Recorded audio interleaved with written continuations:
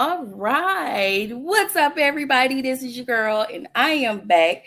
And alongside of me, y'all know, is my sister girl of the Black Girls Den. And tonight, we have a special guest, Khaja Ranee Mapp, who plays Falynn from Girls Need Love, the Peacock series.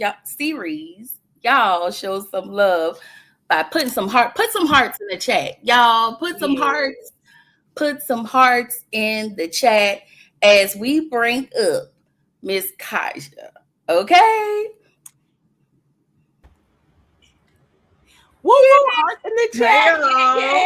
Hearts in the chat. Hearts in the chat. Hearts in the chat. Hi. I wish I knew how to do hearts in the chat, but I got claps for you. Welcome to the stage. Thank you. I'm so happy to be here with you guys. Chop it up. Yeah. I'm ready. You ready? First of all, before we jump right on in, we do have like a small icebreaker. Okay. So let's do it. What you have to do for us, you have to put together who you think the men on the cast, based on the women on the cast should be with. So we're going to start with Miss Tasia. So should she be with Aaron, Jordan, or Reggie? If you had to pick. Reggie, boot Reggie out the chat. Boot Reggie out the chat. I love you, Devon. Boot Reggie out the chat. So Aaron and Jordan. You know what? I feel like that's hard because I feel like you never want to going with like your best friend is a little difficult. You know what I'm saying? Mm-hmm. They do have a really, really good relationship, a really good friendship. They've been friends since college. Jordan is new, but he's also young. I do like that Jordan is ambitious and he will press up. He is not afraid to really go after what he wants. And when he kind of got buck on her, when Maurice was trying to come for, you know what I'm saying? I was like, I like that. But I mean, I think Aaron is more stable and Aaron got that money. You know what I'm saying? Oh, okay. And Tasha's, she's more of a kept kind of woman. So if it would work out, I would say she needs to maybe give Aaron a shot. But if we're going to be safe, I say have fun with Jordan and see, look, why not both? Honestly, why not both? I love it. Go with Jordan, maybe have some fun, and then if that doesn't work out, Aaron might be your husband, girl. Listen, when he can do it, get somebody else to do it. She always says so. Get somebody. I love that. That's actually one of my favorite parts about like her, and even as like the trailer dropped and everything. Yeah. Like I was in the scene, but like seeing it, once it's like on socials and stuff like that, and then he find somebody else, get somebody else to do it. Like period. Yes, and Jordan was stepping. Okay, from day one, I said, "Baby, he's not coming to play." Okay, he's taking no for an answer. That's another one of my favorite lines too. Yes, he's taking no for an answer. And as somebody as I've gotten older, I feel like younger men have like been coming out of the woodworks and pressing, and so I think that's really. I actually just. Not TMI, but I actually just ended something with somebody that was a little, or we went our separate ways. That was a little bit younger than me, and. I mean, it was good while it was good, Hey. Okay, the young bucks be stepping though. I don't know about them old ones. So yeah, get you a young one, get you an old one. Mix and mingle a little. I don't discriminate. I'm at the age now where I could date you or your daddy. So we're period. My daddy though? Yes. Maybe not your dad, you know what I'm saying? But the daddies in general. Yeah. I get it. Yeah, I love Tasha's character. So yes, we do. Love that part. Yes, we do. So let's go down with Lex. Okay. Dante or Carter. Dante worked on my nerves. I'm Sean, forgive me. I'm Team Carter. Like I legitimately and it's funny because Chris and me and Vanessa, we all Vanessa that plays Lexi, we all worked together on a movie called 3 that Nina did, and the character that plays Reggie played my husband, and Vanessa was in like a little 3-way situation with Chris's girl. So we're all familiar, but Chris's role in 3, and then just seeing him in in Girls Need Love, I remember hitting him like when I first kind of saw some episode, and I was like, yo, you did so good. I just really liked Carter. He was such a nice guy. He was so like even keeled. And although, yeah, maybe he didn't have the money, hindsight is 2020. Now she realizes what's important, what's really important in a relationship. And I think I would choose Carter. Yeah. That's rude. Oh no, I was saying that's rude because Carter said she played him. Carter's not going for it. I mean, when you young, you don't know. And then she was just looking at her future, and she did give up all of her autonomy. But she, it was like I didn't think it was gonna be like this. Right. Everything that glitters is not gold, and sometimes you don't know it until you get it. That is not working. You know what I'm saying? So I feel like it took her a second to realize like maybe this isn't it. You know, you see the money and you think, oh, this is gonna be great, but when you realize, like you said, you lack that autonomy, then you're kind of like, well, maybe I could have explored some other options, you know? Yeah. I was saying Carter not going for it because he's like, nah, girl, you didn't want me before. I think Carter has a soft spot for Lex. You think so? Okay. I do. I think Carter has a soft spot for Lex. And, you know, fingers crossed, season 2, we'll see if anything manifests out of that. Give us a season 2. Yes, a season 2. Lighting up what Letitia said, the son, the daddy, and maybe the granddaddy. Okay, period. Sister, it's a no judgment zone over here. Do your thing. I'm not mad. I need the granddaddy to have some money, though. Hello? Yeah, we're not doing certain things unless it's coming with certain things. Yeah. You know, we gotta make smart decisions. Perks. Yes. Okay. So then we're gonna go down to Falynn. Tyson, aka Ty. You know Ty is my favorite. Was it a shot? I think Asante. Okay. And the sneaky link with the grill. Shout out to AOZ. Sneaky Link or Tyson. I mean, I feel like it's kind of obvious. Yeah. Now, here's the thing. Asante, if he wasn't full of bleep, could have potentially been a good contender. But I think overall, yeah, I would just have to go with Tyson. And I think with Tyson, it was a little bit different for Falynn because, I don't know if we're going to get into that later, but I'll just say Tyson.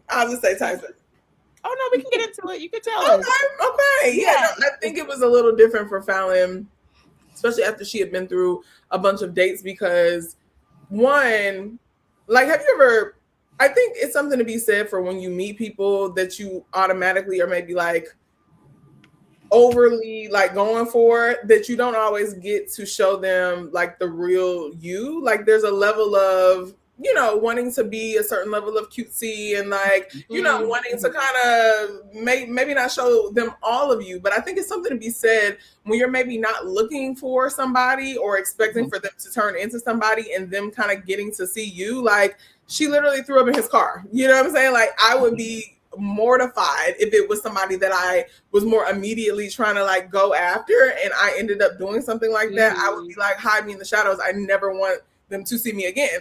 But she was just herself. And so because she wasn't picking up on these cues that like he's trying to put down, she was able to kind of just be her, you know? And so he liked her for her. And I think just the beginning of that relationship started so like casually, but casual in a good way, where a level of friendship and like, you know, just like comfort was present. And that's why I think they were able to kind of build in the way that they were. Like it seemed like it was genuine interest.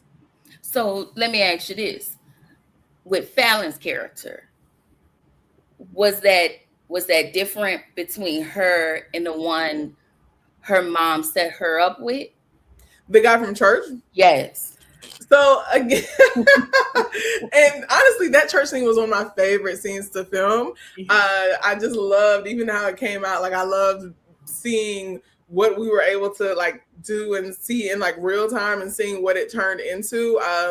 Kimmy, who played my mom, and you know, my dad was the pastor. Like they were both really great, but she was so funny. And the sneaky link actually. The guy who played the engineer that I met at church, that was one of his homeboys, like in real life. And so he came in and he just was really hilarious. But I don't think that in that scenario, like she told her mom, I know what I want, you know, to a certain extent. Like maybe I don't have it down to a T, but I got an idea. And this just maybe isn't it. And you heard Falynn say a couple of times, like, I'm not really looking to date, but she was still dating. You know what I'm saying? Like she was still speed dating. She was still taking people's numbers, taking dates, even though she was saying that she wasn't trying to date. So I think even though she said that to her mom or said that to the young man that she met at church, I think overall, like he just wasn't it. And then sometimes you meet men who you already know you don't see it with. So I can totally be myself because I'm not worried about it because I'm not interested. And I've had that happen before where men will be like, oh, you're so real. And like, you know, you just be saying whatever. And I'm like, it's because I don't really care what you think either way. I'm not trying to be with you. So I'm kind of just letting it fly. And I wish I actually did that more with men that I am actually interested in. But with him, I think it was like, I'm not interested, but thank you so much. And thanks for coming. Okay. And Ty is also younger than Khaja too. Yep, than Khaja. And well, Mikhail is actually a little older than me. But no, Ty is younger than Ty is younger than Falynn. A little bit. That's what I meant. I said girl, I said your name. I am so sorry. No. My bad. But in real life, he's older than me. Yes, I meant Falynn.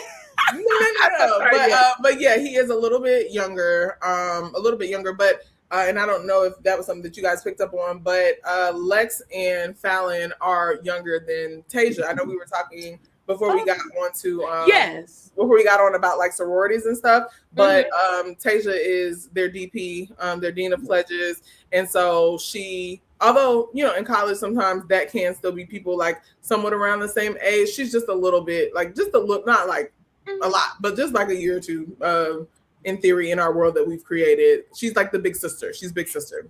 Yes. So that's what I meant. It was just funny because she also like the younger dude is coming for her, and then it's like her brother.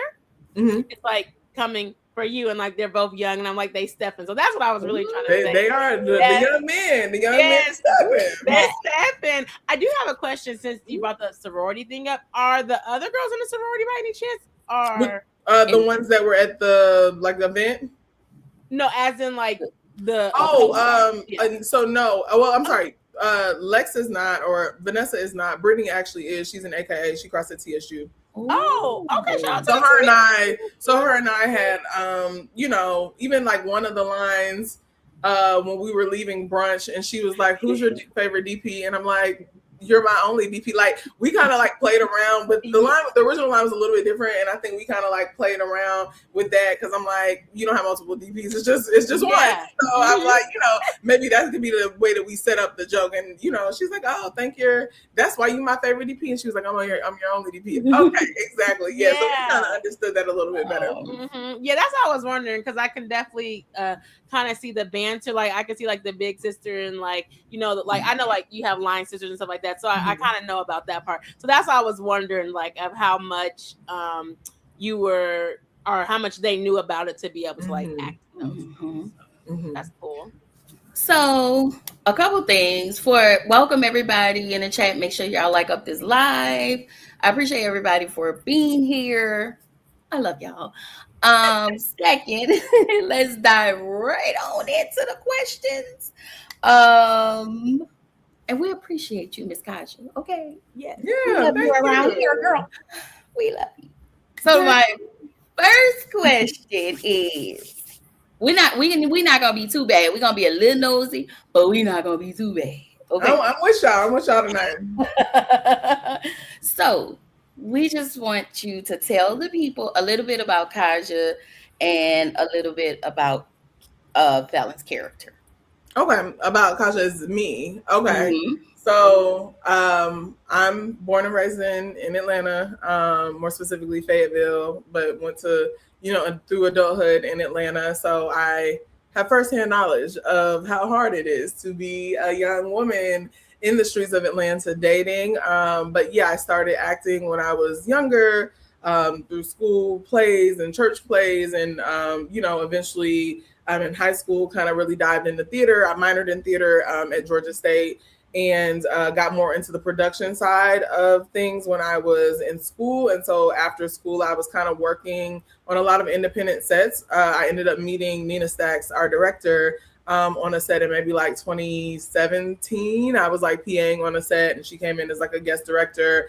And then from there, I kind of kept in touch with her and saw what she was doing. And I ended up working a lot behind the scenes with her on several of her projects, The Aftermath, and a couple others down the line. And, I was telling her like, hey, I'm trying to get back into acting. If anything comes up, more than happy to audition, anything you have in mind for me. And then she hit me a couple years ago about 3, which is a movie. I think it's on Peacock still, but definitely on Tubi. And so I hopped back into that. And then we were kind of talking about some things. And she was like, hey, I got this role for you. And that's how Falynn turned into Falynn. So for anybody who hasn't seen the show, Falynn is a lifestyle influencer in Atlanta, and she's a PK, pastor's kid, and she's just trying to navigate through, her career and through dating in the Atlanta streets. She says she doesn't want love, but she really wants love, and she's trying to put her best foot forward, but every stop has been a nightmare for the most part. So she's just, she's trying her hands at things. She's kind of like a lover and a really sweet woo-woo-woo kind of person. And so, sometimes she can coddle her friends, but she needs Tasia, her big sister, to kind of balance things out. So yeah, it's just her, Tasia Lex, just navigating through Atlanta and all things that come with it. The show is so relatable. And your character, when I was watching, I was like, oh my gosh, like definitely can see, like being that I lived in Atlanta, I'm like, I definitely can see the Taja with the podcast and the lifestyle influencer, and then the one with the man that has all the money and everybody thinks that they're living. I was like, this is literally Atlanta, like a great description of Atlanta. So I thought that was really good. How it was depicted. That's so cool. Thank you. Were you like excited, or were you like nervous to play Falynn? I would probably say I was more excited than anything. I think all the shows that have like girl ensembles, even back to Our Living Singles and, Our Girlfriends and just all of those types of shows. I really like the Sex and the Cities. Gospel Girl is one of my favorite shows. So like seeing women in ensembles and like friend groups, I really like to see. And so it was a really fun opportunity to kind of jump into that and play that and see where Nina was going to take it from a story perspective. Obviously, I think for me, Falynn is also a plus size woman navigating dating. And so like, I was really excited to see how we were going to delve into that and like being able to bring that journey throughout the show. And so, yeah, I was really just like, all right, let's do it. Like, it's fun. It's light, and was a little bit of a different direction story-wise than I think other things that Nina has done. So yeah, I was just excited to jump in it. Okay.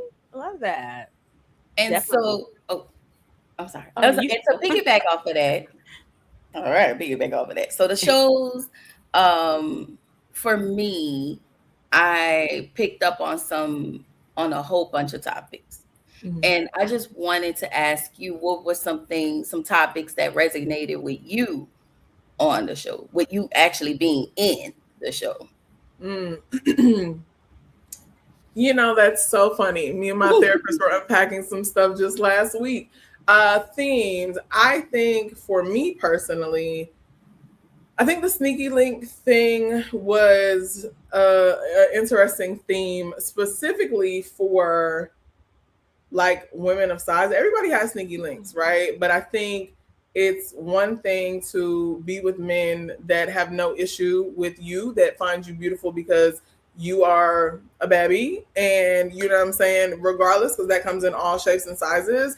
And then I think it's another thing to be with men that are attracted to you and vibe with you and really like you, but they also don't want to necessarily be publicly like linked to you for whatever outside perception. Mm-hmm. And although I've never dealt with a sneaky link like that, Maybe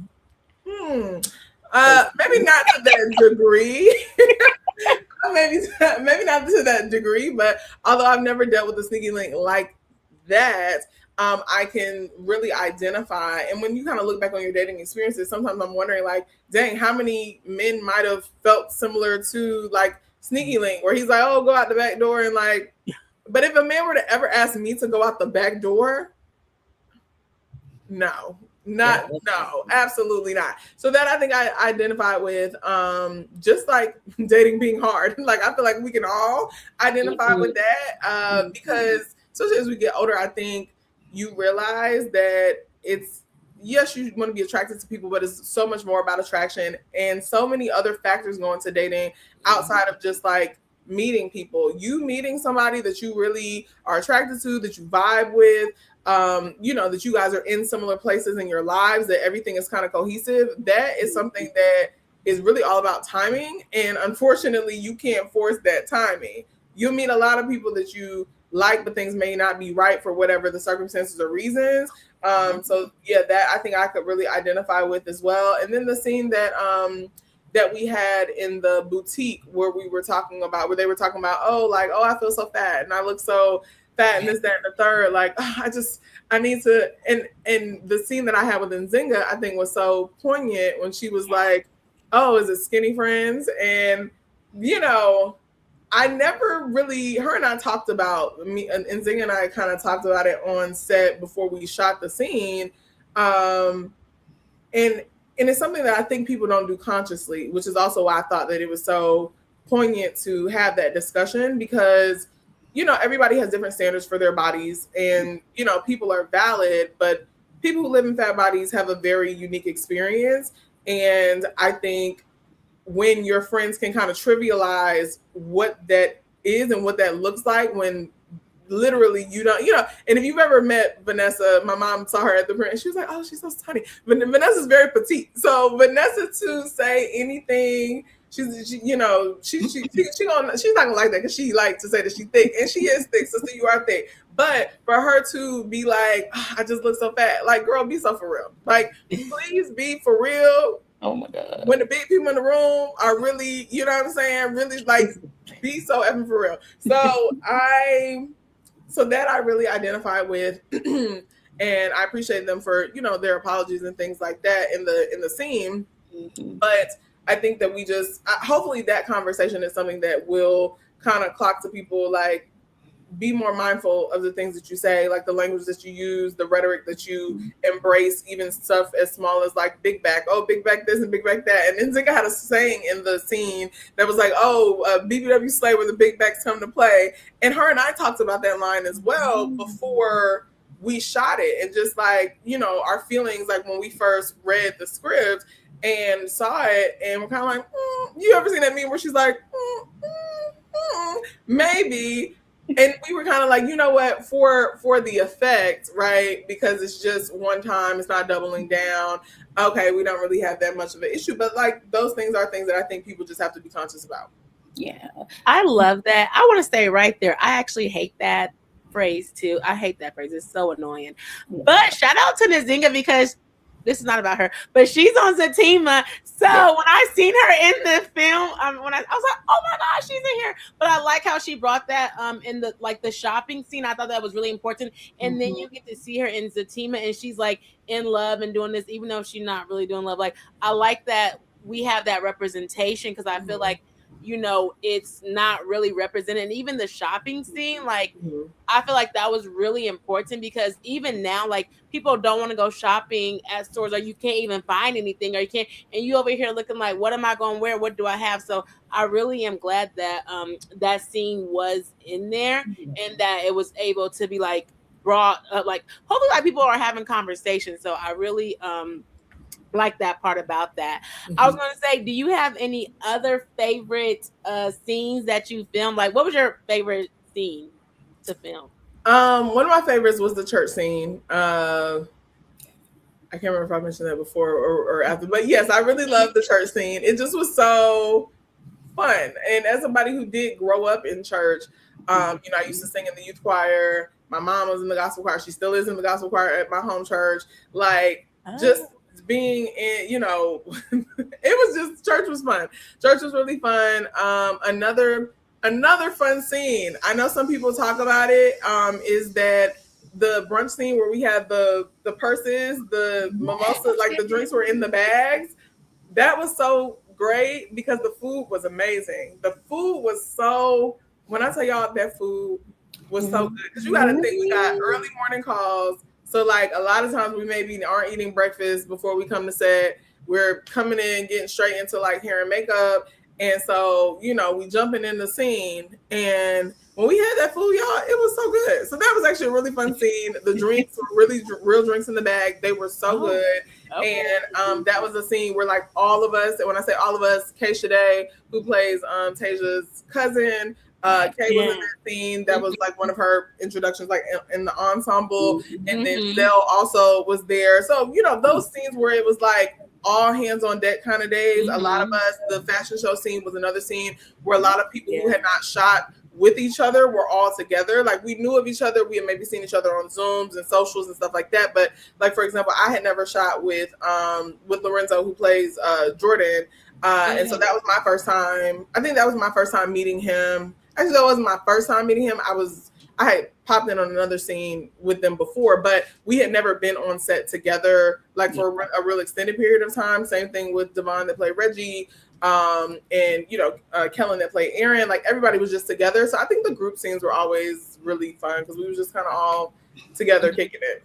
Oh, I love that. My next question, I was gonna say, why was your mama trying to get you married off so quickly? You know, old Southern mamas. I'm gonna tell y'all, I was dating somebody in like 20, maybe like 19, 20, actually maybe like 2017. And my grandmother, who was still alive at the time, she was in the hospital for something. And so him and I went like to go see her in the hospital.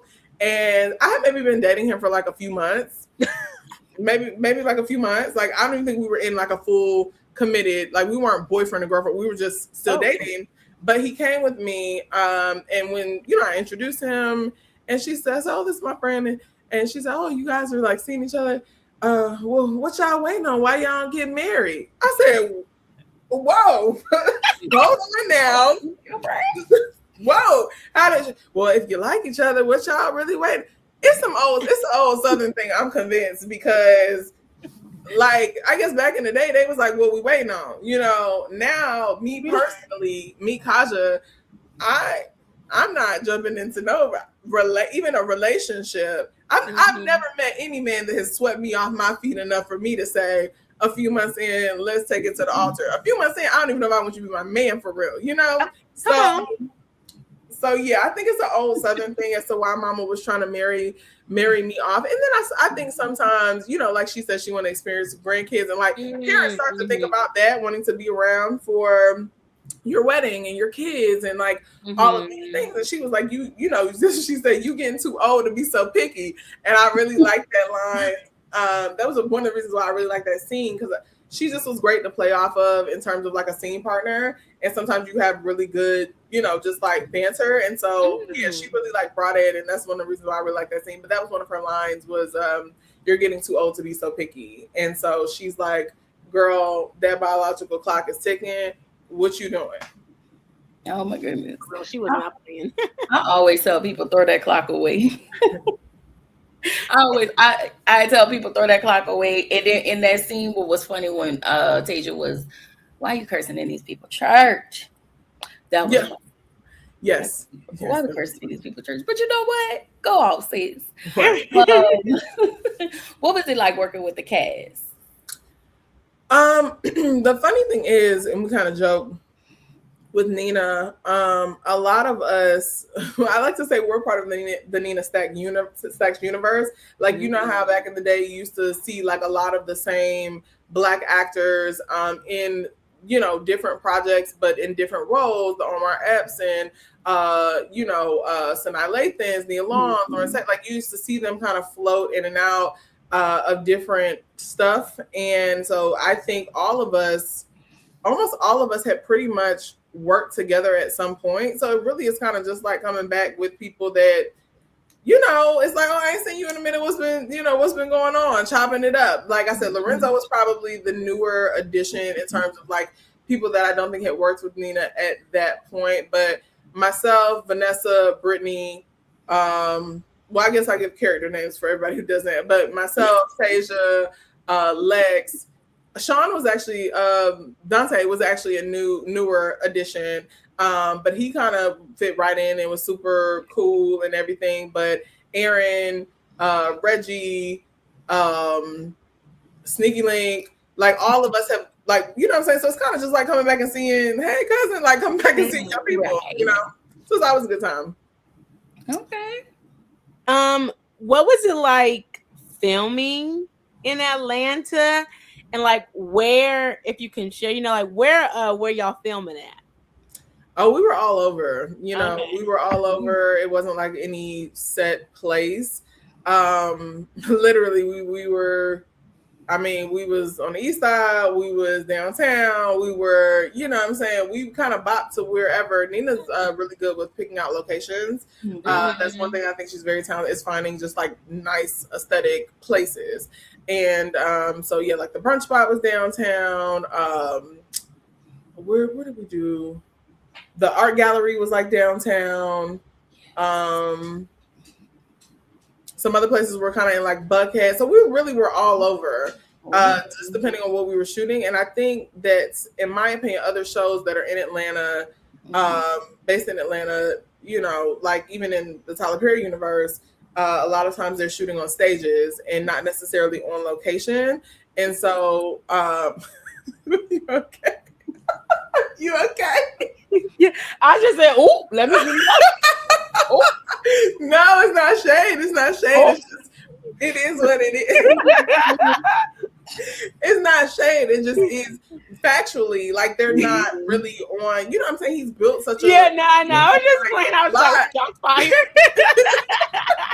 No, but I do think that there is something unique about being able to like be at spots that people could say, like, oh, I've been there before, or like that brunch spot, like somebody got, oh, we've shot there before, or, oh, I've been there before. You know what I'm saying? So I think it just creates a level of familiarity. Not that anything is wrong with shooting on sets. It's a bit more efficient in terms of like time, and you don't have to do what's called a company move, where you're basically packing up all your gear and going like that, because that takes time within a day.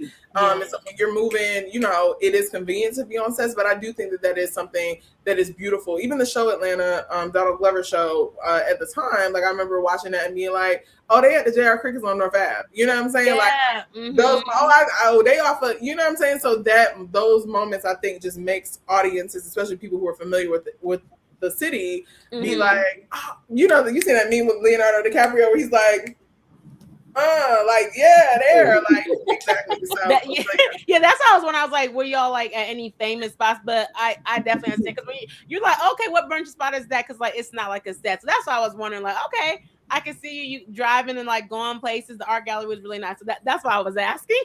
Yeah, that was in Underground Atlanta has undergone some revitalization. So Underground, if you're familiar with Underground, like that was a gallery that's kind of in like the Underground area. So yeah, places like that.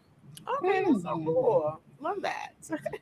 So my question is, in real life, are you a Tasia, Lex, or are you a Falynn, or are you a combination of all three? That's a good question. I definitely wouldn't say that I'm fully a Falynn, for sure. I actually think I have a little bit more. I'm definitely not a Lex. No shade to Lex. Love you, girl, Jay. But I definitely wouldn't say that I am a Lex at all. I think Lex is a real lover girl. I think I have it in me deep down, similar to like Tasia, but I think on the perspective of like having a harder shell, a harder exterior, I don't think it's that Tasia doesn't want love, but I think essentially she has just been conditioned dealing with men like Reggie to have the perspective and the outlook that she has. So I would say, if anything, I'm probably a little bit more Tasia aligned. But I am a true lover girl, and so I'm not as cold as Tasia, but I have some of the beliefs that Tasia has. I do subscribe to those beliefs. So yeah, I probably say, and honestly, Falynn dates way more than I do. If we're being honest, her sister has been on more dates in that season than I've been on in a while. So I would say I'm not like her, but I applaud her for really getting out there. I just don't meet that many men that I actually like enough to go on a date like that. I don't know. She's just going just to go. No shade to Falynn. But yes, I'd say I'm probably more like Tasia, leaning with maybe some light sprinkles of Falynn.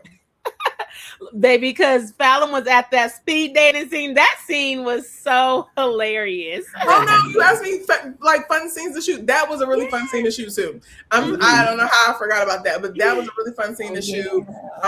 Because we had all those different guys come through, and everybody was cool. Some of it was a little bit of improv on their end. But yes, that's actually one of my favorite looks too. Like in the overall series. And then of course with Zell, that was like our first scene that we shot together too. So that was a really fun scene. My feet was hurting them boots I had on real bad. Real bad. I was like, oh my God, can we please? But yeah, no, that actually was a top scene for me to shoot too. Okay. I'm sorry. I'm sorry. I just want to put a shine. I just want to shine the light like heavy on the body positivity and how everybody's bodies was so natural in the fashion show. I was like, oh my God. And so like having a natural, even Kylie with her BBL body, I was like, she's so little booties matter. And I was like, okay, the BBL. Even though we know, it's skinny BBLs out here though. Like, you know what I'm saying? Everybody's not going for the, you know what I'm saying? The ton. Look, some people are going for just a little lift, you know? I was even surprised watching Tasia's character, and she was just kind of second guessing her body, like in comparison to the young women. And I was like, come on. Like, and I get it as you get older, but the fact that it was different women, and I just was in love with that. Like, different women, different sizes. And it was we just being us. And I enjoy, like, I literally enjoyed it. It was no nip, no tuck, no. I enjoyed it. And the one thing I did enjoy was the monologue. I think that's what we call a monologue in each episode, because it had a meaning to each episode. Yeah. So, and the bit of the colorism argument that you and Lexi kind of had. I was like, ooh, Lord. It was also, I was like, oh my God, y'all not gonna get into it, but it had the little riff. But those are the things that I enjoy. That was a hard conversation, but it had to be had. But on top of that, it was heavy on the body positivity, and I loved it. Yeah, I was able to kind of look at some of you guys' reviews and stuff.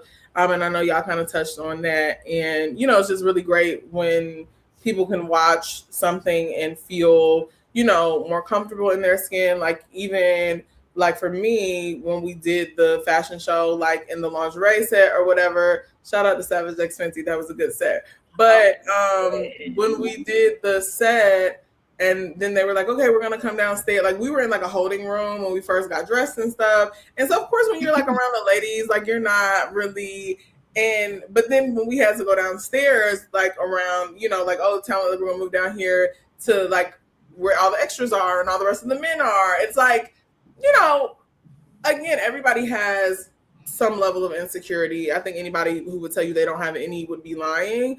But even being secure in your body in certain spaces, putting your body in other spaces that you're not, are not as common, I think there's naturally kind of like some like, okay, all right, let's do this. All right, I'm gonna take this robe off, and like I'm about to be all out. This is not me in a room with my man or whoever. Like, I'm just this is gonna be, you know what I'm saying, and people are going to look at my body, like it's going to be out there to be seen. But I think it's important to be in stuff. And there are actually pictures, which I probably will post at some point. I have so many pictures from the set, but it's pictures of us. It's pictures of all of us, me, Kylie, Tasia, Lex, together that we took after the shoot. And I love the pictures. It's actually my my home screen on my phone.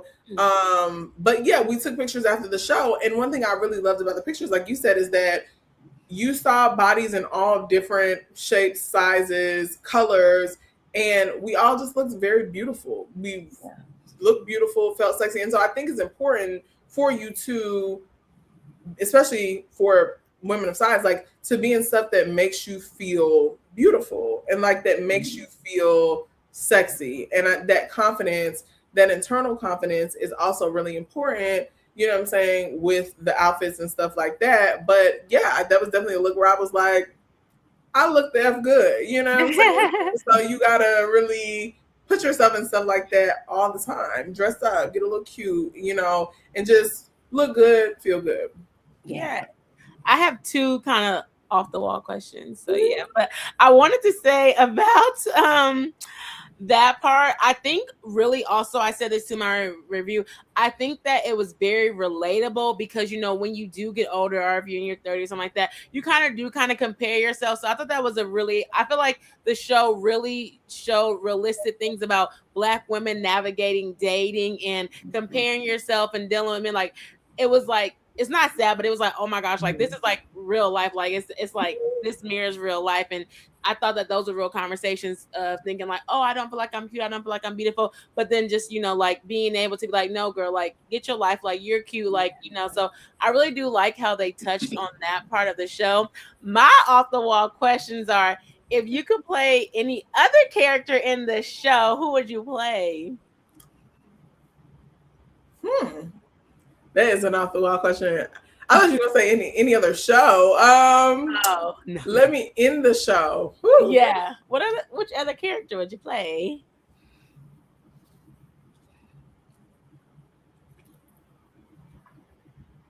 Oh, dang! This is hard. I feel like it's only three other options, which would be Kay or which would be Kylie, either Lex or. You know what? I'm going to say, if I could, just because I feel like it would be an interesting dynamic and topic, again, I think it would be really interesting and it would really like rearrange the complexities of everything if I was playing a role like Lex. Actually. I knew you were about to say that. When you say interesting, interesting because I feel like just with the dynamics of the relationship, one, it's actually I can't think of her name. It's a plus size woman. She is either engaged or I think she's engaged to a guy in the NFL. And so a lot of her WAG looks have been. Oh yeah, the one on TikTok. Yes, on TikTok, and she like makes some of her stuff, but all her stuff is super tea. Like she's really pretty, very very cute. But people were like, "Oh, we wish we could see more more athletes with like." Plus size women, you know, curvy women, whatever. And so I just think that since we don't see it as much, I feel like it would be an interesting dynamic. And even to the concept of like him cheating, like with the Legs, you know, it's like for all intents and purposes, similar to what Falynn said, you know, she's fair skinned, she's, you know, small, like she's petite, you know, things that you would like are societally desired. And she's still getting cheated on, you know what I'm saying? Consistently. And she's being a good wife and she's doing all these things. So I think it would just add another layer of complexity if you were seeing like a plus size woman in a role like that with an attractive athlete and she's going through this. It would be conversations about her self-esteem. It would be conversations around, you know, just so many things. I think that so many doors that could open up, I could see that being interesting. I would be nervous for that one because you already know where it's going to go with the conversation. But I do see that like the difference of it because with Lex is like, oh, she's beautiful, she's this, but it's also so sad to see women like do everything and then still not get what you want, because she wants a baby, she wants to, and he's cheating on her. So it's like, okay, but then if it was like a bigger woman, it'd be like, oh well, maybe he cheating because of that, he doing and all this stuff. Okay, but I can see that being something that she processes too, like whoever, like if the character was set up that way, where it's kind of like you know, she's internally thinking like, maybe if I do this, like maybe if I lose weight, maybe if I, you know, get a train, maybe then he'll stay.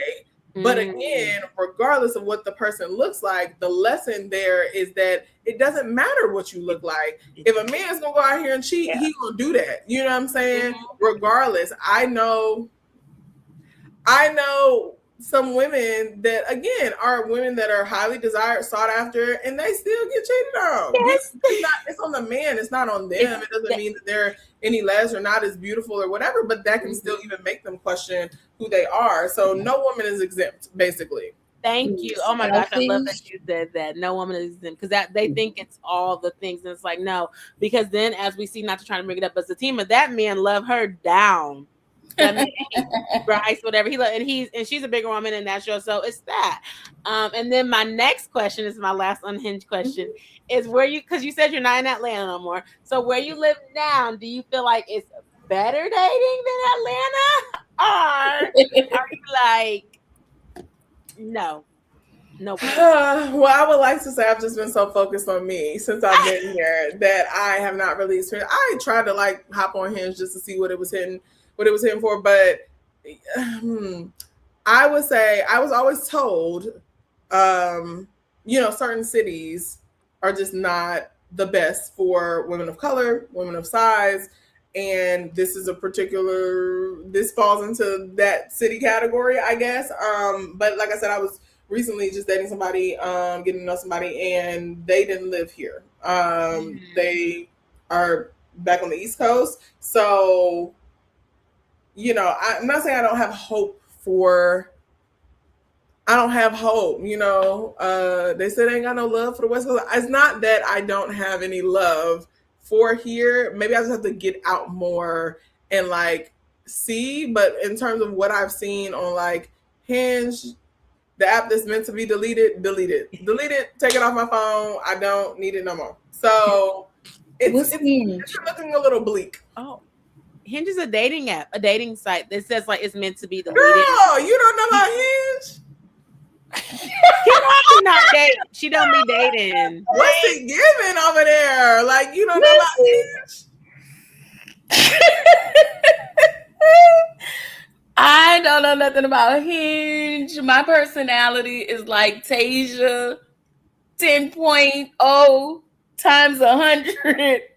If you come near me, I'm going to growl at you.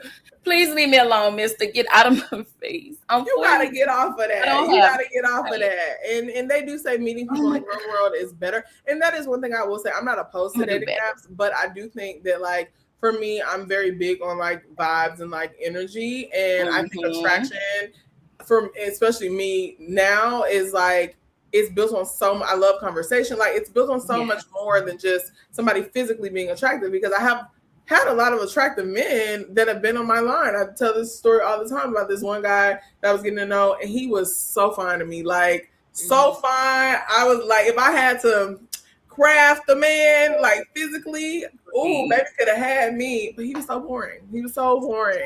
He actually reached out to me recently, but I don't respond anymore. He was so boring, guys. And I did meet him on an app initially, but he was just so fine, and I just would FaceTime him and look at his face because it just was really nice to look at. But he had no substance, you know. I need substance, and so I do think for me, it would be better for me to meet somebody in public so I can see if we really like hit it off and connect immediately. But I gotta go out. You know, I guess I can't find a man being in the house. So I'm crying. Okay. Yeah, I've heard that. So I was just wondering if it was better in Atlanta. I don't be seeing nobody else, but that's beside the point. I think Atlanta is also better for, like, you know, it's the South. Like, men like, you know, curves. They like something to grab on. Women in Houston is another place that I hear is like very similar. Where, like, you know, Southern men like a little something, you know, but here they don't like a little nothing. They like a little nothing. Yes. Yeah. And they say in Houston they want to give you the itchy scratchy down in Houston. The numbers are up in the itchy scratchy department. Well, Well, look, sister, I ain't even. That's why I don't play. I've been off that for a little while. If we're Same. we're on the Black Girl Den podcast, let's keep it real. I've been off that for I ain't seen a man. What is like no, because I need no. They play them games, and I just don't have time for those games. And men are not intentional when they don't want to be. And I feel like when you take that off the table, it just provides you some more clarity to be able to see and navigate through the BS. Yeah, they're really not giving nothing. But I definitely think maybe I'm like, I need me a Southern gentleman.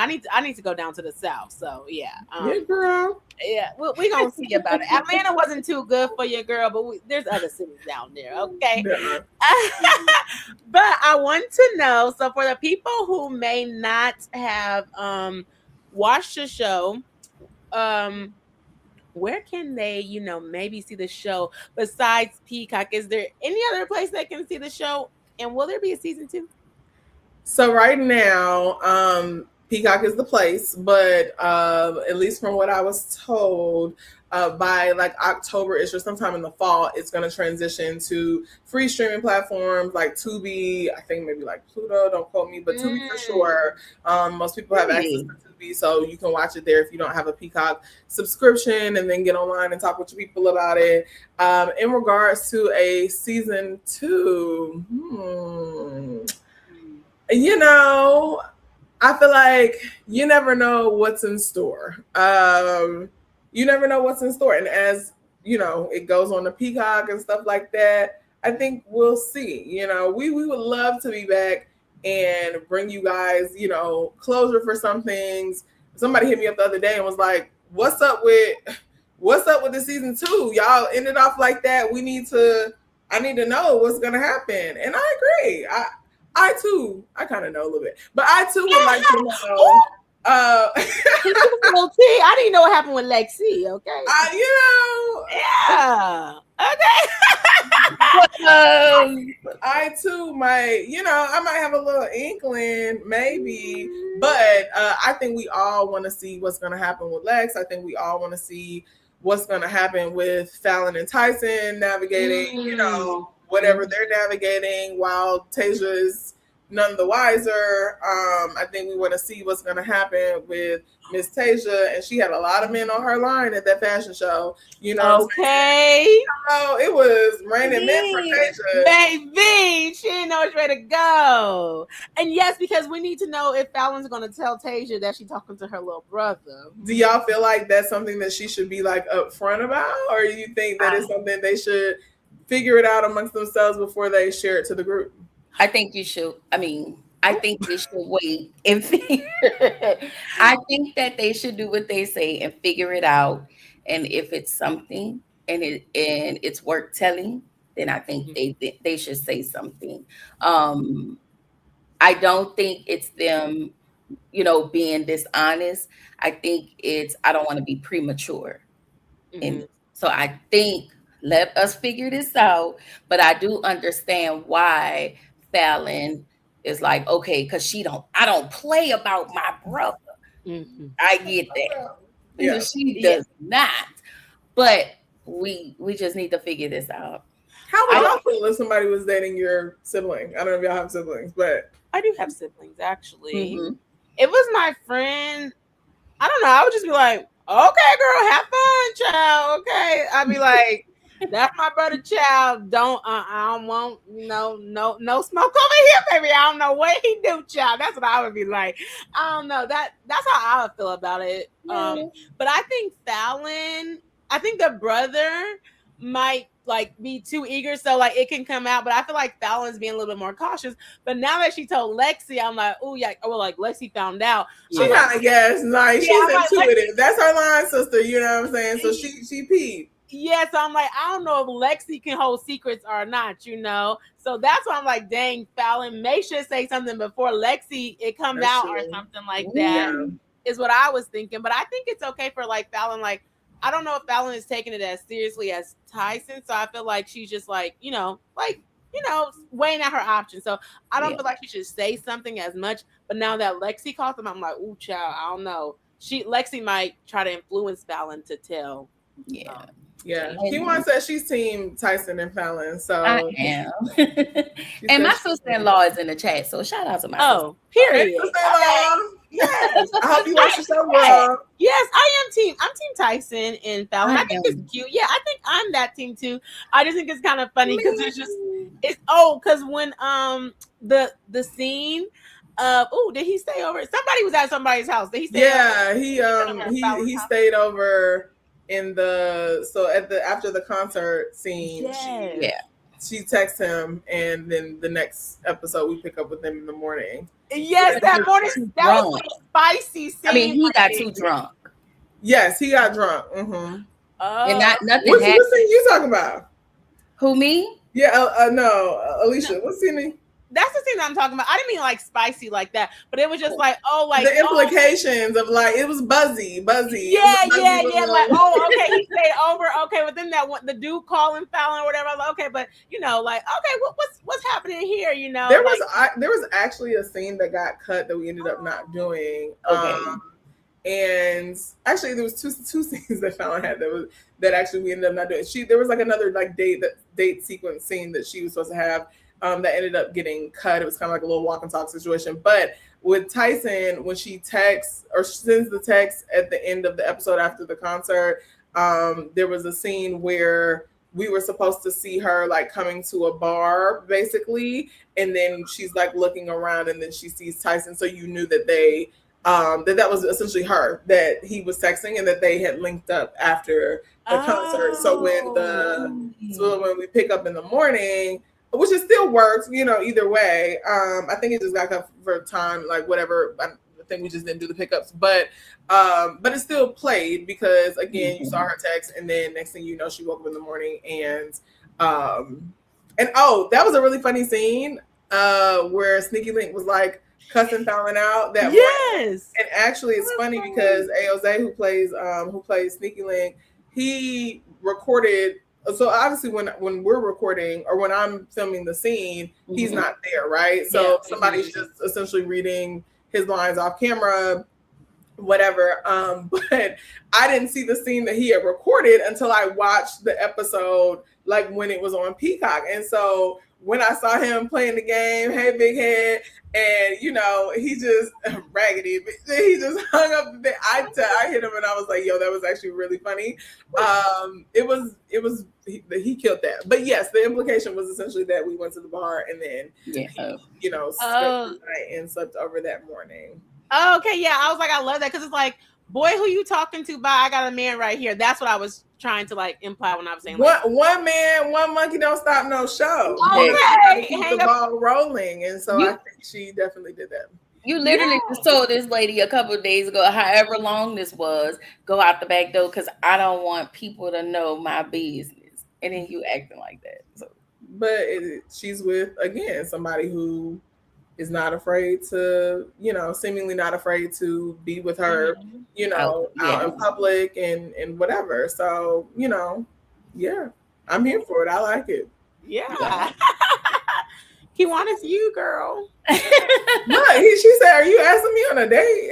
What is happening here?" Oh my goodness. I guess I am. And Mikhail, who plays Tyson, was really smooth with it, and very funny. Like I said, we've all kind of met each other on different sets. He actually was Lex, Vanessa, who plays Lex, like kind of they had a little bit of a best friend love interest situation going on in 12 Days of Christmas that they did. And I think that's where I met him on that set. And Reggie also was in the mix with Vanessa, who played her ex-boyfriend in that movie. So like I said, we all kind of, so it's all always good vibes. But yeah, Mikhail was cool. I love the universe. Okay. So let me just put it out there. Okay, we just gonna speak it in existence. When the season 2 arrive. Okay, we put it out there. Y'all put the word when in the chat. Okay. Amen. When season 2 arrive. Mm-hmm. What do you expect I think you kind of touched. I feel like you touched on it a little bit, but what are you expecting for season? For just like all the characters. Yeah, just Um, overall. overall. Yeah. Okay. Because again, before you answer that, Mhm. because the way skirt, I was like, wait, what? Dante. Okay. Yeah, that was wild. Itchy scratchy. That's all. Itchy scratchy is hilarious. Scratchy. And it's funny because Sean used to live in Houston, so not nothing, but not it. But nah. We love you, Sean. Okay. We love Sean. What do I expect? So I expect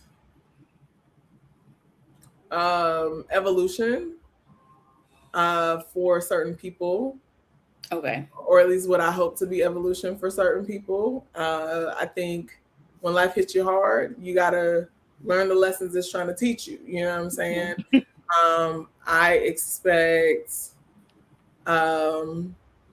distrust maybe in certain relationships when things are going good. I feel like sometimes you can self-sabotage or just not really believe the good things are coming your way. I expect like final decisions to be made. And I hope that we get to see like some more like concrete decisions versus like floating multiple options. I think that's the best way that I can put it. But I expect some fun. I expect some drums. You know what I'm saying? Hey, thank you. I expect some fun, some drama, and a whole lot more. Just I expect some good looks. I think that second season, I feel like things all the budget might get a little bit bigger. The clothes always get better. The clothes were good this season too. But yeah, I expect a little bit of that. But yeah, just some fun. But hopefully those are some lessons and some things that we'll see kind of come full circle based on just things that I feel like still need to be wrapped up or like further explained. Okay. Now, I will say this. The one of the things I do want to see, I want to see what Kylie's going to do. And I actually want to see more of, I forget her name. She's the one who had the baby, the other friend. Adrian. Adrian. I want to see more of her. Yeah, she has a unique story. Shout out to Paz, who plays Adrian. She has a very unique story, it seems, with her baby and like her journey. And she's one of the sorority sisters. Hey, soror, she's one of the sorority sisters. So yeah, I think we have a lot of legs, basically. Like you have your kind of like core three, and then Kylie kind of came in there. Honestly, I would like to low-key see a little bit more of or I'm curious to see Fendi and like what Fendi has going on too, Yes. Fendi was down, like what I love, Fendi was down like 4 flat tires. He was like, you're not answering your phone and I'm ready to windmill for you. Like, pick your phone. Like, I was here for Fendi. I was. It's 5150. He real crazy. But no, Zell was great to work with. And ironically, Zell and I had worked together, like not in the similar capacity, but of course he was on Love and Hip Hop and I used to work for the franchise too. So we had met like once before working on Love and Hip Hop Family Reunion season 2. She actually shot in California. But yeah, so I was somewhat familiar with him from there. And so him and I really just kind of got to like bond really off of that commonality and stuff like that. But like he was riding in my car to different places, so like it was just really cool, and he was really cool to kind of come in the group because again, like I said, most of us had kind of known each other. But I would love to see, and he did such a good job. Like this was like I think his first like bigger like main role, and him and I talked about that one-on-one, and he was just so excited and really grateful for the opportunity. So yeah, I would love to see Yeah. what Fendi got going on. You know what I'm saying? Yes, we need some. Let's get when we get the season 2, we got to get the character development. I love it. Now, my next question for you is how do you balance out your work life and career? I mean, yeah, your Great work question. and career. Right, How do that's a you? good question. Actually, at the time when I was shooting this, I was working on another show, uh, like on the production side, not in front of the camera. And anybody who is familiar with production days knows that they are really long and can be very grueling. We typically work minimum of 12-hour days, and so I was doing that Monday through Friday. We would have rehearsals on Thursdays, so I'd have to leave that a little early to drive 45 plus minutes to go to rehearsal and be at rehearsal, then turn around and be back at work. Sometimes we would have 5:45, 6:45 a.m. mornings, and thank you, mornings, and so then on the weekends I would spend my time shooting. We would shoot this every weekend, and this took place for maybe like 4 to 6 weeks. So basically, I was working 6 to 7 days a week for like a month and a half, and I was burning at the ends. It was a lot, but I appreciated the somewhat flexibility of my other position, so I could do this. But it can be at times it can be a lot, like clocking into your what do they say, your 5 to 9 after your 9 to 5. Mm-hmm. Like you guys are creative and you're pursuing your podcast, so like that there's still work that has to be put in on the back end. Like I was mentioning to you guys earlier, like I write myself, and so like going to work, sometimes I might be at work trying to work on a little script, you know what I'm saying? Or like when I was filming that, I'm at work trying to look through lines. Like we just got the script for this week, and I'm having to work 12-hour days and memorize, these scenes so I can be ready for the weekend. And so it can get a lot. I don't know if I found the trick to like balancing it, but it has to get done, as we're pursuing things. Like you do just have to kind of do it where you can, but you need a good village to help, like lighten the load and make things easier for you when you can as well. I know my mom basically kept my dog for like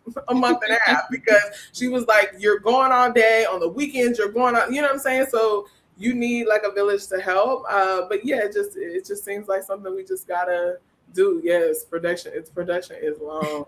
Yeah, I was going to kind of piggyback on that too, following up, because I was like, for people maybe who want to be, actress or actors, like, how would you, like, what advice would you give them? Because you said like you're basically working 2 jobs, but like nowadays people are like, you have friends, are you in a relationship and stuff like that? Like, what type of advice would you give to somebody that could be like an aspiring actress, but they maybe are in a relationship, or that they have the job that's like maybe not as flexible? Like, how do you even balance that? Like, people be trying to text you or send you stuff on Instagram, you see it 5 days later. Like, what would you say? That's real. Sometimes you gotta unplug, girl. Sometimes you gotta. I told her, I was like, oh, I'm sorry, I'm moving. Like, sometimes you do have to unplug a little bit. But advice that I would give is that at some point you will have to make a decision on what has to go, or like what has to be cut back on. Like sometimes they'll say, for example, when you're looking, I was just looking for apartments. When you're looking for apartments, you have to figure out what you're willing to concede on. Either, it's going to be a place maybe that's in an area that's not as nice, but the apartment is nice. Either your apartment's going to have these amenities, or you may have to forfeit it for something else. And so I think pursuing like a career like this is also very similar, where you might have to, in that instance, at that time when I was working on Girls Need Love, I was looking for a job. One came up. It wasn't as much money as I was like used to. But the thing was, someone that I was going to be working under knew me, kind of knew a little bit more about what I had going on. So I was like, I could try to get this other job that makes a little bit more because I need the money, but I might have to just take that cut for right now so I can have that flexibility. And so you have to figure out what your concessions are going to be and kind of stick to it. You might not be able to go on trips all throughout the year because, what I'm saying, you're going to acting class or, you're auditioning all the time. And you just don't have the money because, you gotta balance back, and a lot of this is an investment too. So yeah, I think the biggest advice would be learn where you might have to make your concessions if you have a job that is super demanding and it doesn't really give you any time to write or any time to study or whatever. Maybe you might have to look into something that may give you a little bit more free time and flexibility so that you can use whatever little time that you might have to kind of put it towards something else. Okay, yeah, I love that. Basically, kind of you got to do non-negotiables or kind of negotiate what your time with what you want to do. Within this is kind of like a two-part question. You can however you want to answer it. You said that you write a little bit too, like outside of it, and you do the production too, and you act. So you do everything. Okay, I love it. So I guess I would say maybe like what are you working on like now? Like what would be next that maybe something that we can see you in? And then also, do you have like a dream like go or like a dream role, or like do you feel like what's your, I guess, your dream within the entertainment world? Yeah. So the first part was essentially what am I working on? So yeah, right now I am I'm editing a pilot that I wrote for a series concept that I've been working on for a little bit, but I've been kind of like really taking a bit more seriously right now. I'm working with a good friend of mine, Amari K. Jones, who is a creator and producer. And recently she's had a lot of success with a vertical series that she dropped called Mechanical Pencil. And Amari. Yeah, I got the Mechanical Pencil. I seen it on Instagram. Yeah. So right now she's kind of, her and I are working, and I'm kind of trying to have her come in as a producer. I actually was the assistant director of the second one that they did, which was like the dance party 2000s kind of vibe. So that was a cool thing, but we're kind of working on some stuff now and I'm kind of helping her with some of her stuff. So I've been kind of diving back more on like the behind the scenes kind of stuff recently, hoping to maybe get some stuff shot with my concept in the next couple of months. But we literally, just these are conversations that have been happening like this week. So trying to work on that. And we're just, trying to get our work and our faces in front of people that because I think we have a really good idea of like a resurgence of young adult programming, nostalgic kind of like programming, things that just give you vibes and like creatively, like we just kind of really mesh. So we've been working on some stuff, and so yeah, hopefully we'll see some stuff come from that. I am looking to get some representation out here in LA, and so hope to be like really back in the bag of like auditioning and stuff. Again, I've been transitioning, so it's really been focused on the transition, but now that I'm kind of getting a bit more settled, that's really my hope.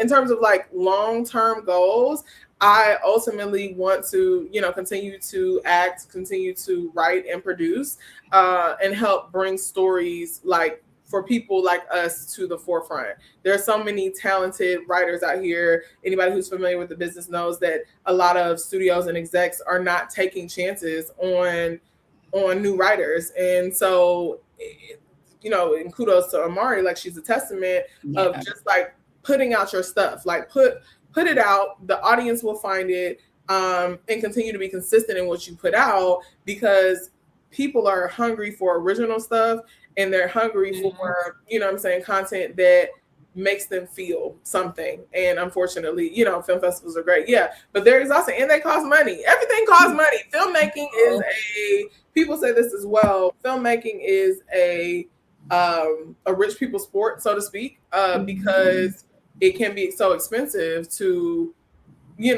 make something of quality. Like there are a lot of people who shoot stuff, and that's really the battle is taking the idea and literally doing something, but it can be very expensive. And even now, like I said, with the conversation with Amari, I'm thinking like, how am I going to afford? Like, where the money going to for me to do this. And so you have these great ideas, but like in order to bring them to fruition, you have to have some resources behind it. Girl, hundreds of thousands of dollars, thousands of dollars to shake. And people really underestimate, I think. And let me not say that you can't do things for less, because you can.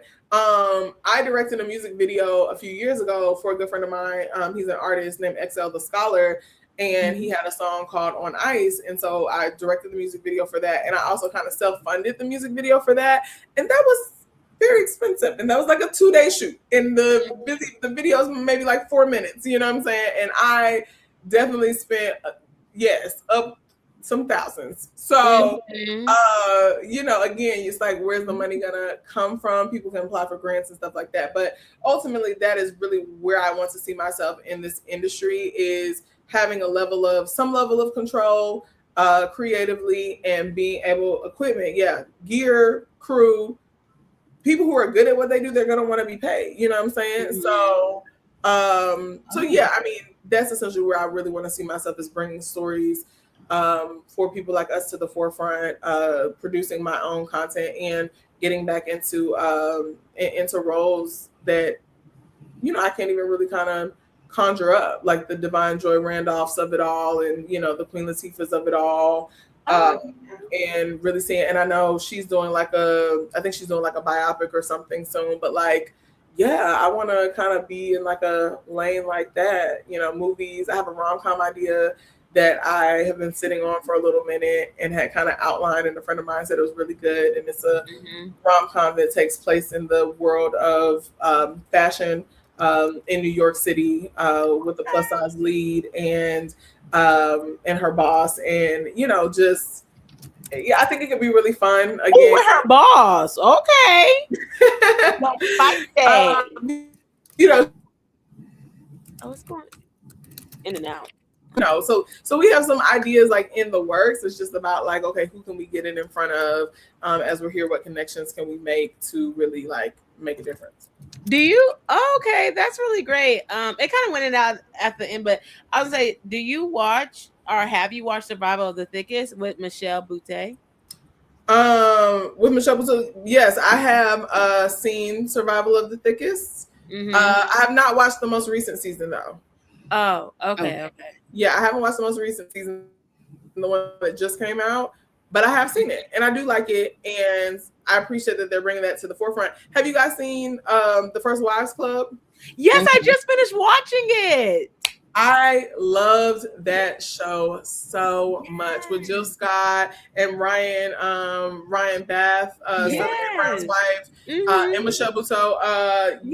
Like, it was so good. And Jill Scott's another person that I just love seeing on screen. Like, she's just so beautiful, body tea, like hair, like outfit, like just, and she's really great. But yes, I really love seeing her and Michelle in there. Romrico Lee, who plays Michelle's husband, in there. I love that man. He is he's so talented, and I just love seeing him in anything. Like, he's an underrated, unsung, like, acting hero to me in the space. And so seeing him as her husband, like, I just loved it. So I would love to create fun things like that, fun moments. He's in Survival of the Thickest. Wait, Season 3, he's in Survival of the Thickest. Yes. Okay, I gotta put it on. And he plays the divorced sisters.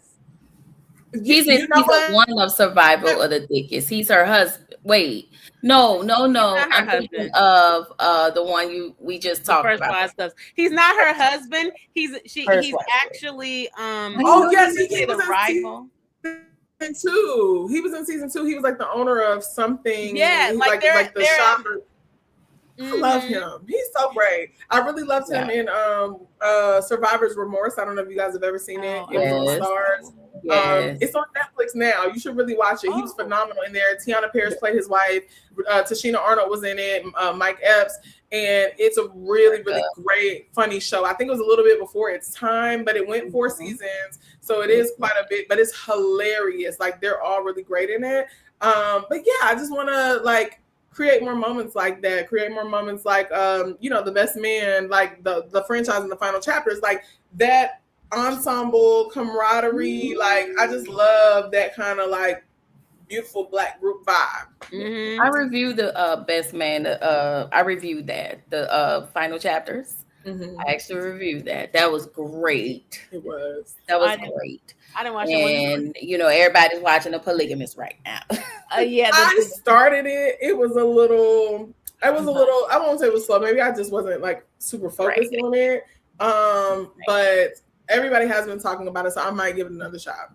Yeah, I do love the girl ensembles, like you were saying. Like, I just finished the first one because I didn't watch it before, but I love all the like girls, like the Harlems and stuff, and that's what made me think about it, because I was like, I feel like Survival of the Thickest is in New York, so when you said that, it made me think about that as well. Yes. But I definitely feel like we need like more girl ensembles. We need like more of us in the space, and because they keep canceling all our dang shows. That's so rude. Yeah, somebody told me something recently at work about streaming, and basically was telling me how for most streamers it is not profitable for shows to go past a season 4.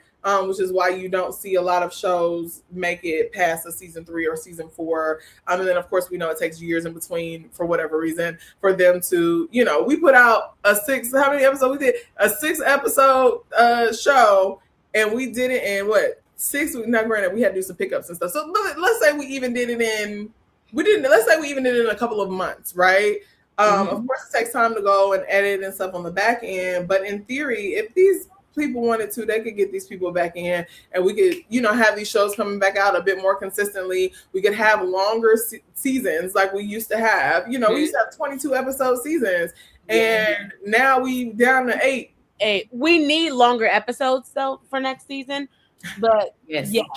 I heard, and also, but to your point, it's money, because that's why we don't have longer that's why we only have 8 episodes, because now there's no syndication in streaming, so people they're not getting money by people watching shows. They're getting money every time people sign up. So it's like everything's changing. And then with the like the verticals, like they're good, but I'm like, I can't really watch a show in a minute. I'm confused, and I like to have my show elongated a little bit. Like to what you're saying, everything is money.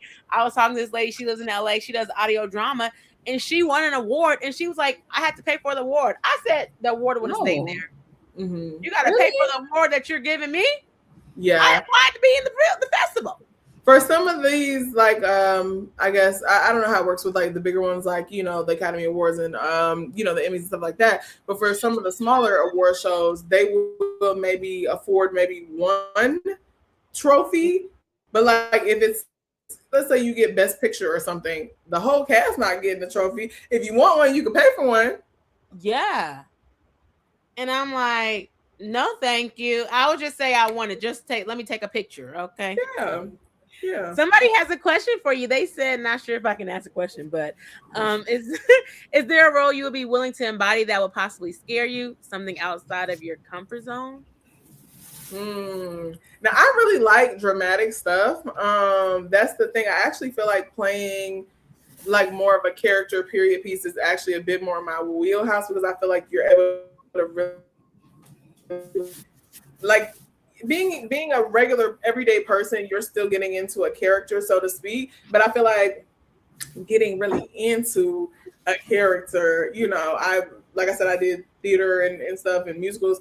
And like, if you've ever seen Hairspray, Queen Latifah played Motormouth Maybelle in Hairspray. I played Motormouth Maybelle, in Hairspray when we did it. So characters like that, I feel like you're able to really like get in there, get in costume, all of that. A particular role. I might want to play someone with a little struggle, a little grit. If it's like I don't know, this is literally my creative mind. I'm about to make up a whole scenario, but like if it's, I don't know, like a older sister who's raising her siblings because their mother passed when they were young, and now their siblings are, getting into adulthood and they're acting out and rebelling and making it hard for, like, I don't know, something like that. So like, you want to play Taraji, child. You want to play Taraji, be playing them struggle roles. She do. I didn't watch Straw, but you didn't? I did not watch Straw, but she does. It was good. Sure. Or actually, I really like when people do like the political, or not political, but like like, you know how people go back and do like MLK civil rights and stuff like that, playing like again like a period like a Rosa piece. Parks. Maybe not Rose particularly, but you know what I'm saying. In that era, you know, Medgar Evers' wife or something in that era. Actually, there's a new movie coming out with Yahya Abdul-Mateen and Mark Wahlberg. I don't know if you guys have seen the trailer for it, but basically Yahya is a like an FBI agent. He partners up with this Italian mob boss that Mark Wahlberg plays, and it's set back during Civil Rights era, and he's supposed to be taking down Ku Klux Klan leaders that have been killing Black civil rights leaders. Wow. And it just looks so good. And it's a period, but I would love to play in something like that. Fight Night was another thing that was shot in Atlanta with Kevin Hart, and Taraji was in there, Samuel Jackson, and that was again more like a period. I like stuff like that and would love to kind of dive into a role like that. Maybe not anything that would scare me per se, and I don't even know if that would really be like 100% out of my comfort zone. But I'm willing to like take on some challenges. You know what? I would one of my favorite franchises is the Fast and Furious. I think love it.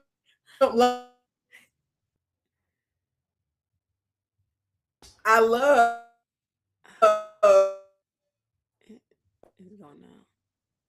the franchise, and I would love to have some sort of like action role. I would love to see a big out here like pop, pop, pop, pop, pop, pop. Yeah, I would love to actually do something like that. I am cracking up. That is so funny. Someone said they heard you had to pay to get a star. That is crazy. On the Hollywood Walk of Fame? Yeah, they said I don't know. These people, they don't really they don't really support. That's crazy. You can answer this question. If not, you don't have to, but I wonder because you talk about it like, you know, being like a plus size actress and different things like that, and what you're playing and how you said you want to do that. Do you feel though that like you don't get that many opportunities, or like there's not that many roles for you because of what you play? That's so funny that you asked that. Literally so funny that you asked that. I just was on the phone earlier today with Andrea Walling, and she's an actress. I don't know if you guys saw it was a lot of controversy, but on Keke Palmer's YouTube channel there was a show called Southern Fried Rice. And so Drea played a little bit of the antagonist in that show. She was the chocolate girl. But I was just on the phone with her earlier today, and we were just talking about the experience of working in the industry, how much she's been auditioning and stuff like that. And she was like, the reality is that there have to be roles for people like me to audition, but then you also have to have agents and representation that will still submit you for things that you may not necessarily call for it. Maybe it's a role that just calls for a regular, like just a girl, and maybe she's mixed. I don't know, but why not submit? Maybe they don't know until they see, what it is that you can do and see you in that role. Maybe they can't envision it until you put it in front of them. So we were just having that conversation. But again, it is a little bit difficult because you are, you can only, not that you can only go after, but when you're like self-submitting, or let's say you're not represented, and you're just trying to find opportunities, you're looking through breakdowns, which is essentially where they say the character, the ethnicity, any descriptions of the character, and you're trying to just find almost like a needle in a haystack of something. Every now and then you'll find things that are looking specifically for a plus size character. This character with Falynn was specifically a plus size character because her size and her lived experiences as a plus size woman were things that propelled her story forward. But a lot of people may not be looking for that. Andrea is a little bit on the smaller size in terms of like the plus size spectrum, of more of what I would consider average, and so, she was kind of talking to me about some of her experience, and I'm like, well, dang girl, you having trouble, but I don't know what it's about to look like for me. Like it's rough. So yeah, I do think that it can be a little bit more difficult, and when you don't see people like, oh, why haven't I seen her in this or in that? It's like, it might just be that they really ain't putting out, people aren't really writing. They're not penning a lot of roles that, will fit for a woman of size, but I also would like to just see women of size in more roles that their lived experience doesn't have anything to do with their size. You know what I'm saying? They're just living life. And I think if people look through the characters or create characters through that lens of, it doesn't matter if this person is a straight size, a plus size, whatever, you know, this is just their life and their lived experiences, then we might be able to see a bit more representation on screen. But casting comes down to a lot, and I've worked in casting before as well. You know, it comes down to followers. It comes down to also the people that you're pairing each other up with. Even with me and Mikhail, who plays Tyson, you know, I'm a not only am I a bigger girl, but I'm also a taller girl. And so, you know, find men that can play where I don't look like I'm like, you know what I'm saying, overtaking them in a sense, where I still, you know, look like somewhat average. Even Devon's Reggie, Devon, who plays Reggie, when he played my husband in 3, that was another, like, Devon and Mikhail are like the same size. Mikhail's a little bit slimmer than Devon, but finding people to pair, and a lot of actors, male actors, might be a hot take, actually it's pretty known, are not that tall. So, you know what I'm saying? Again, it's you want people who not only can do the role, but if I'm great at the role, and then the man who they're looking for, and I physically maybe can't like align or match up, then now you're looking for somebody who either can match with me or match with that person. And so that means one of us might not get the job. So I do think it can be a little difficult.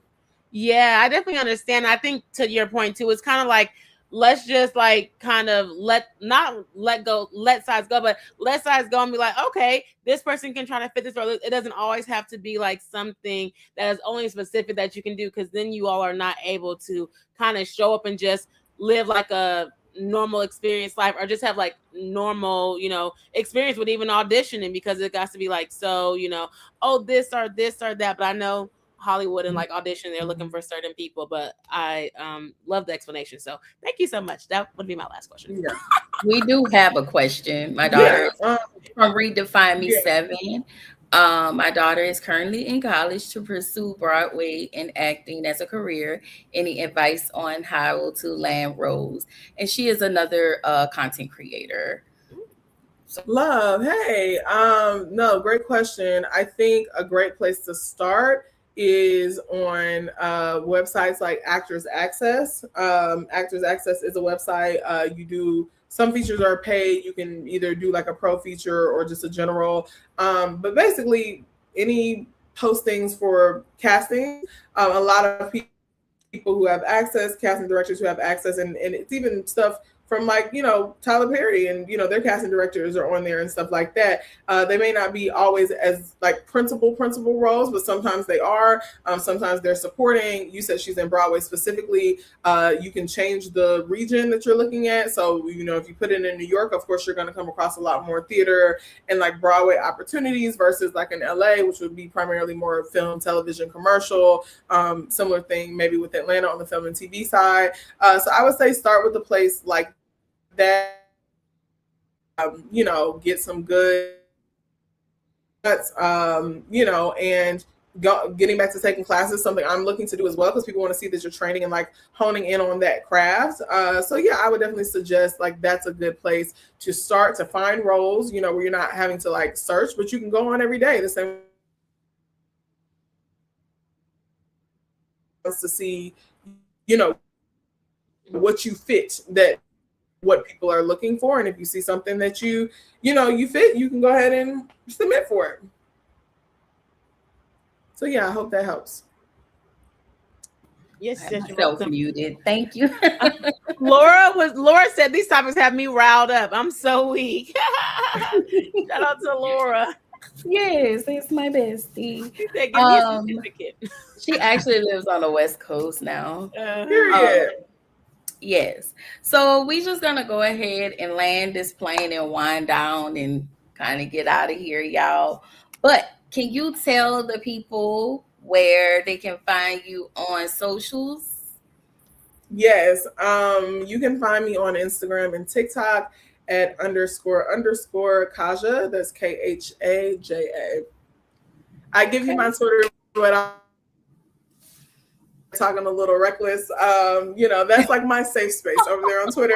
I don't need a lot of follow. I just, I'm saying, I'm just getting off. Right now it's Love Island, so I will be getting off to watch Love Island. Shout out to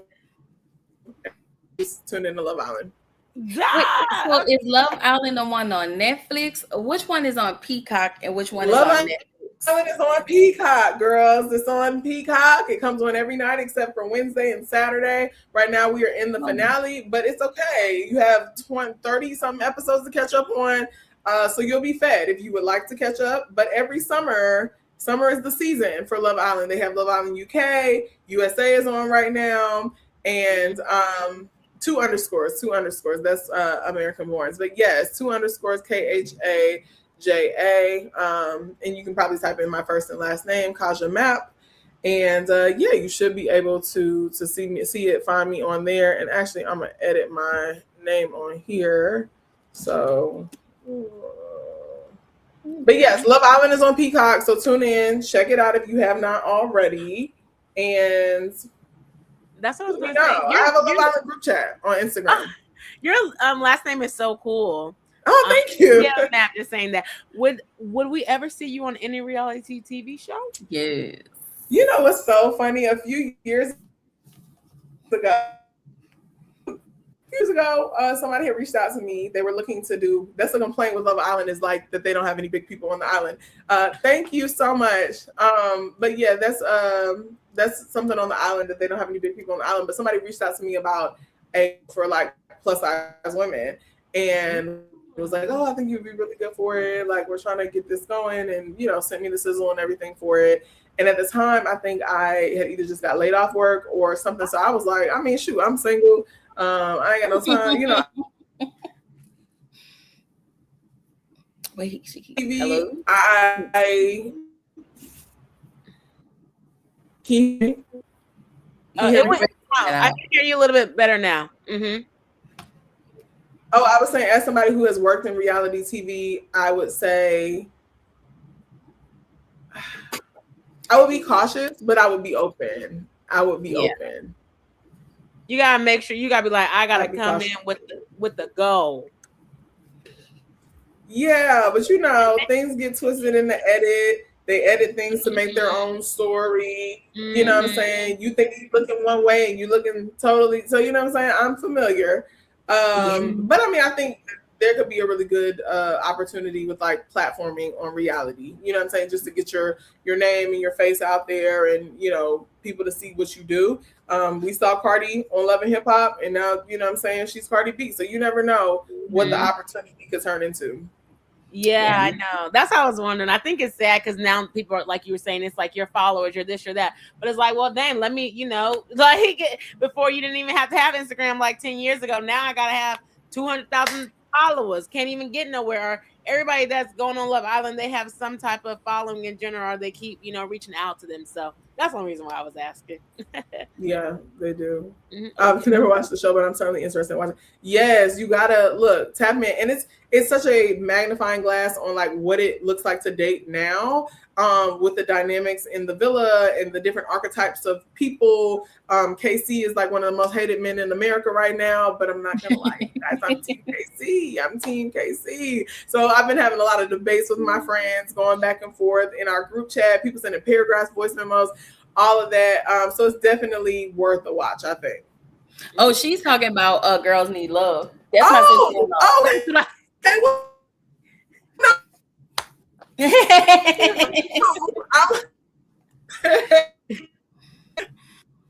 Oh, wait. Hold on. But no, check out Girls Need Love, please. Yes, it went out. Say what you were saying. Now we can hear you. Yeah, I was we talking Love Island, but this is why we're here. check out Girls Need Love too, guys. Please go follow us. Actually, on Instagram, you can go follow us on Instagram. The show page, which is Girls Need Love series, and she'll be posting stuff on there, and when we expand. Oh. I don't know what's going on. Hold on, y'all. You can get out on there. And when we expand, can you guys? Okay, we can hear you now. Now. But I was saying you can follow the show page, and then when she drops the announcement on like when we expand to like Tubi and stuff, that'll probably be announced on the show page. So Girls Need Love series is the Instagram. Okay. Yes, it's 6 episodes, 30 minutes. 30 minutes. So y'all got it. That's just a couple of hours. Watch it at work, child. Y'all not working anyways. I'm just playing. All right, you can binge it. It's a super easy binge. Mm-hmm. So, Alieshia, do you want to tell the people what you have going on? Oh, sure. Hi, everyone. Thanks for joining. My name is Alieshia. I'm the host of Black Girl Den Podcast, where womanhood meets media, and we do reviews about shows and talk about womanhood. New episodes every Wednesday. I also do this thing called Den Talk, where we bring awareness to womanhood issues. This Sunday, we'll be going live talking about dealing with fibroids, because it's Fibroids Awareness Month. So if you deal with that, or if you know people who deal with that, we'll be talking about that on my channel. Last month we did lupus, and then the other month we did endometriosis. So it's just bringing awareness to issues that affect women and how we navigate life. So make sure you come on over and subscribe to Black Girls Den Podcast.